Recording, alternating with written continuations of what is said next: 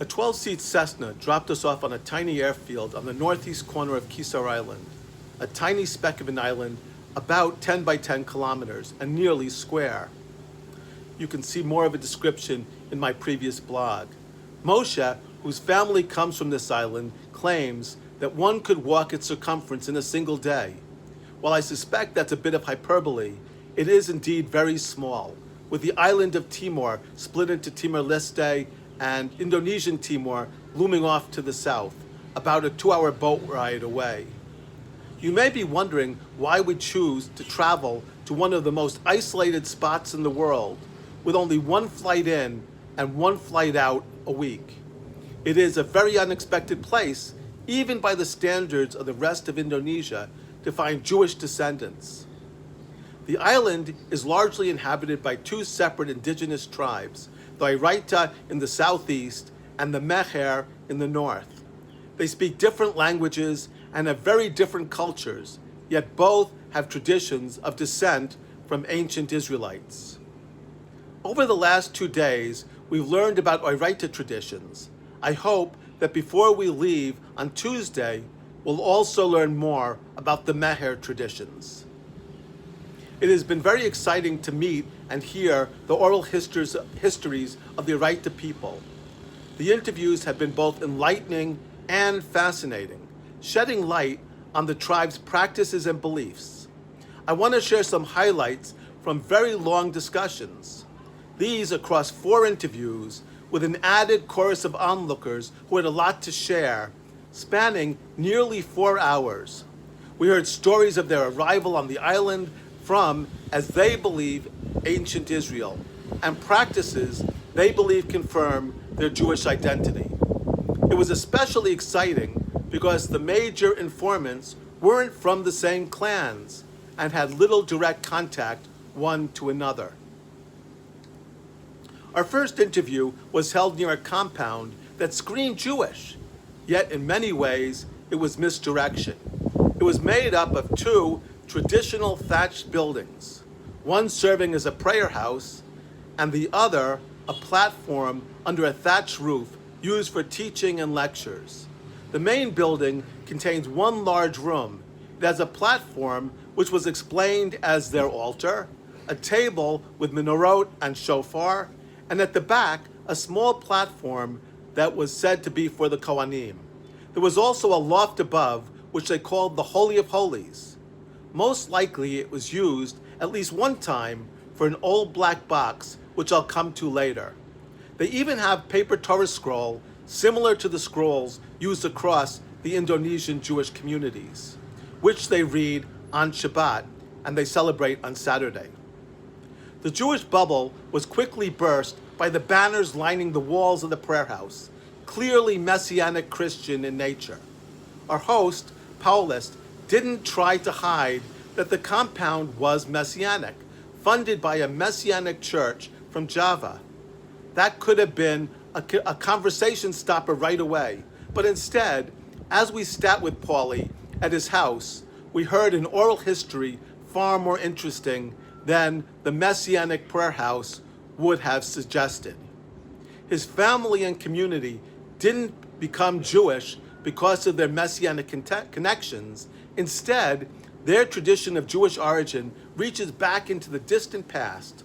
Paulie's uncle was known as Opa Harry, and he was called the Jew, long before the Messianic church approached the family, and despite the Messianic connections.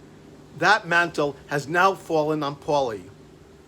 Paulie recounted a story beginning with the destruction of the temple, his ancestors following the trade routes, coming first to Seram Island in the north, then proceeding south, eventually arriving on Kisar Island.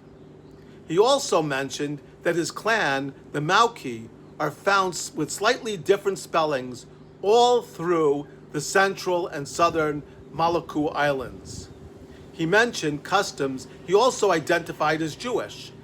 These included circumcision and Levirate marriage, the biblical command that a brother marry his childless childish widowed sister-in-law. The family also had a treasured black box which they carried, they say, all the way from Jerusalem. It contained 12 stones, a cloth painted with a lion, and maybe other items, which Paulie connected with the Lion of Judah. He also said it contained 7 special gold coins. The box was originally kept in their house, but following a theft of the gold, it was buried, he said, in Negri Lama Purpura, the old city. He added that signs were left pointing to its burial place, but they can no longer be found. The poverty Paulie and his family live in was very clear, so it wasn't a great surprise that he admitted accepting the money from the Messianic church, because they offered money and offered to build the compound. They also built a beautiful house, supposedly for Paulie and his family, but instead, several informants suggested, it was given over to a local minister. Paulie actually offered to remove all of the Messianic accoutrements so we could celebrate Shabbat in the prayer house. But Rabbi Ben declined, since the change would only be temporary. Our second set of interviews was very different.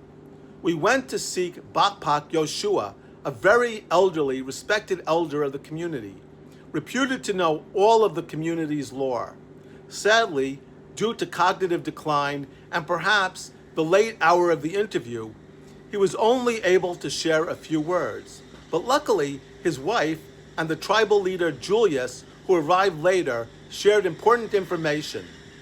Ibu Fi'ina, Yoshua's wife, shared the story of a buried item, though this one carried a very different resonance from the first.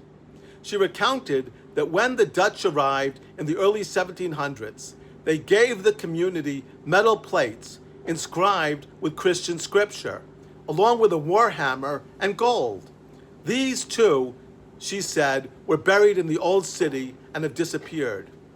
The reason for this burial, though, was the opposite of the story Paulie told. These were not hidden because they were treasured, but because they were despised. It's fascinating that 2 parallel traditions surrounding hidden objects in the old city exist. One seen as confirming Israelite identity, hidden for fear that it would be lost, and the other a gift from the colonizing Dutch Protestant missionaries, hidden because the colonizers were hated.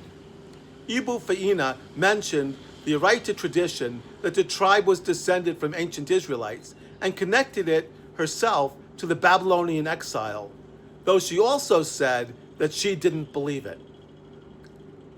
We were, as I mentioned, also joined by Julius, the tribal leader. During our talk, he shared a tribal tradition about the Maukis' arrival on Kisar, which is Paulie's family. When they arrived, he said, they were welcomed by the Araita people and given land near the old city. They were seen by the tribe as holy because of their Israelite connection. It was said to be a hereditary responsibility of Julius's family to keep the Mauki home thatched, especially the area called the Holy of Holies, said to contain the Ark, a reference perhaps to the black box, but drawing a parallel to the Ark of the Covenant. Whenever there was a hole in the thatch, it was quickly fixed so that light could not enter the sacred room. Julius mentioned that the last time this was done was in 1963, long before the Messianic Church came to Kisar. Julius also confirmed the details about the burial of the plates that Ibu Faina had recounted before his arrival. Our third interview took place actually in that old city itself, the ruin of a massive fortified village on a hill above southeast Kisar, overlooking the ocean and Timor Island, now Timor-Leste. This site is seen as the original home of the Araita people on the island and is the site of their ancestors' burial, as well as the place where both the box and the plates were buried. The walls are so massive that reputedly they can be seen from satellites in space, and I can only imagine the man-hours that it took to build such a monumental site. More on that in a future post. We were guided by Yitzhak, Yoshua's nephew, and joined by 2 men from the Araita village who helped to clear the path. It was one of these, Joseph, who became our hilltop informant. He shared the tribal oral history of the founding of the old city by the Araita, whose initial 4 clans were the original inhabitants of the island. It was they, he said, who welcomed the Maui when they arrived from the north and gave them a nearby hill to dwell on. He shared that just as the Maui are seen as Jewish descendants, the other clans also claim to be Israelite descendants of the 10 lost tribes. During our discussion, Joseph shared an interesting variant on the biblical creation story that I want to pass along. He told of the first man created on an island, perhaps Kisar, though that was unclear. The man wandered around the island but grew lonely. Then he heard a voice telling him that his need would be met from his own rib. The next day, his side began to itch, and as he scratched, the side opened up, and out first came an arm, then a torso and head, and finally the rest of the body. And thus was born the first woman. The Writer, he said, are direct descendants from this man and this woman. The oral histories of the Maui and the Writer people are fascinating. They aren't definitive proof in any scientific sense, but in a more important way, they're proof enough for the people who carry them and tell them. It's these oral histories and traditions that shape their identity and how they understand their place in the world.